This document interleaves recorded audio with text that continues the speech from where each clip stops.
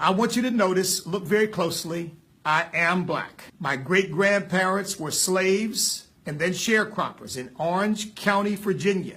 America's an imperfect nation, but America's the greatest nation that mankind has ever known. And the people who have benefited the most. Now, I'm blessed. There's no question about that. I practice law. I pastor a church. I run an organization.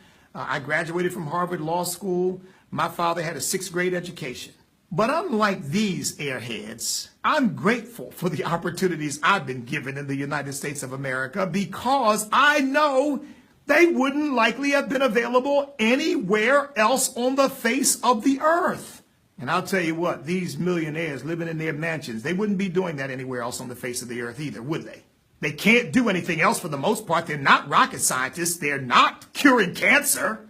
They're putting a little round leather ball in a metal rim with some rope on the bottom of it. And they're taking a leather ball and running up and down a green, grassy field with it. I love my country. I donned a Marine Corps uniform for my country in 1970. I raised my hand and took an oath to the Constitution of the United States that I would preserve, protect, and defend it against all enemies, foreign and domestic. I am proud to be an American. I love that flag. I love our national anthem. And I'm black. So this is not a black thing. This is a leftist thing. This is a racial obsession thing. I can tell you there are plenty of black people across this country who love our country, love our flag, and are disgusted by this display of anti-Americanism, of hatred for our country. Let's just make something clear. You would not be where you are were it not for the wonderful free market system of the United States of America. You would not have millions of dollars. You would not live in a mansion. You would not drive Rolls Royces and Lamborghinis. You would not be partying at these expensive nightclubs and doing whatever else it is you do. You can only do that because of the wondrous nation we have that has given more opportunity, more hope, more prosperity to more people than any nation that has ever existed in the history of mankind. Look, everybody's running around saying, well, we all have a First Amendment right. Yes, you have a First Amendment right, but you don't have a First Amendment right to say whatever you want to say on the property of someone else while you are employed by someone else, carrying out your work responsibilities for someone else. And that's what sports figures are. They are employees. If you must express yourself in an appropriate venue, what you never do, no American should ever do, is go to a foreign country and use the platform that you have in a foreign country to criticize your own home. And that's what I think the Ravens and the Falcons did in Great Britain. They went to Great Britain, would not stand for our national anthem, but stood for Great Britain's national anthem. You know, people in Great Britain aren't citizens, they're subjects.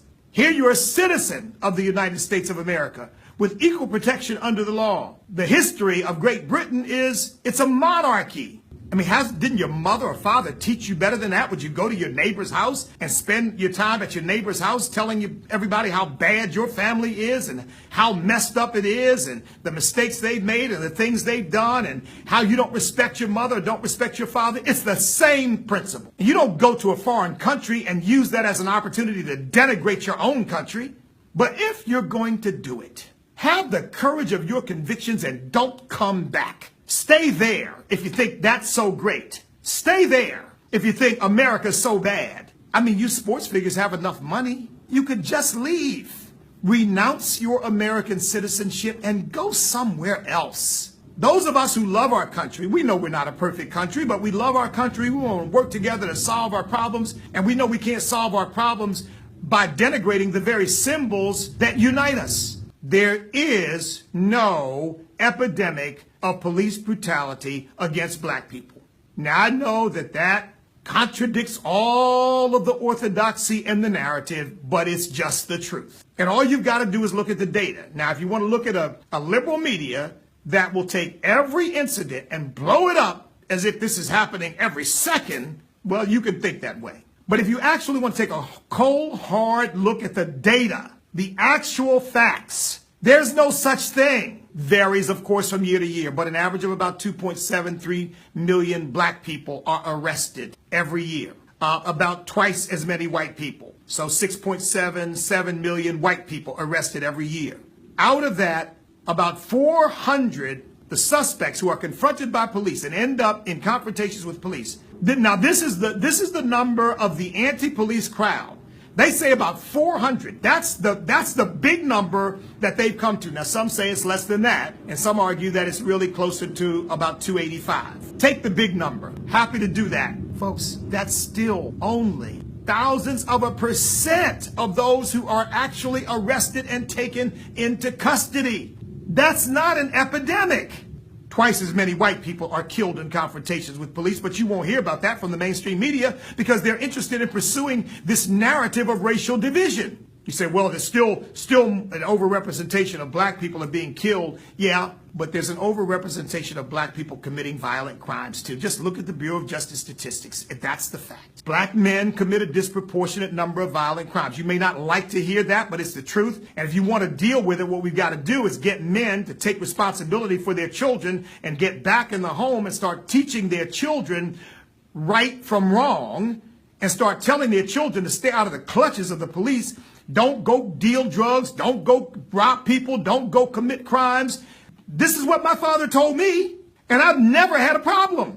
And I just look just as black as any other black person. There are people who don't want to take responsibility for their lives or anything else, and it's got to be somebody else's fault. So if there is a police problem, and I'm not saying that no police officer's ever done anything wrong, no police officers ever behaved racially, I'm not saying that. I know better than that. What I'm saying is statistically, there is no epidemic of police brutality. There's an epidemic of black on black crime and murder. That's the real problem, but you don't want to talk about that. 400 annually out of almost 3 million arrests, 400 people in confrontations with police, black people, end up dead. A minuscule number. But you've got 7,000 a year that are murdered in the inner cities of this country, and we can't talk about that because that's not the racial narrative we want to pursue. 500 dead in Chicago already this year. No big deal. It's okay if 7,000 die a year. We can't talk about that because that might put responsibility on the black people who are responsible for these murders. No. We got to talk about the police officers. You know what? If we could eliminate every death of every black person at the hands of a police officer, eliminate all of them, so we just made them go away, just completely go away, you'd still be left with a massive number of black people dying every year. We love our country more than we love football. And if you're going to treat our country this way, you are not going to get our dollars in your stadiums. And you can figure out how you then make the money you've been making off of us by spitting in our faces, because that's exactly what, every time I see it, to me, it's like spitting in my face as an American. We're not a perfect country, no,